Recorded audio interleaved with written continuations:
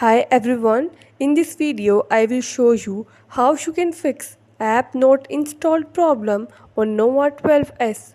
Before starting this video, please subscribe to this channel. Let's start our video without wasting any time.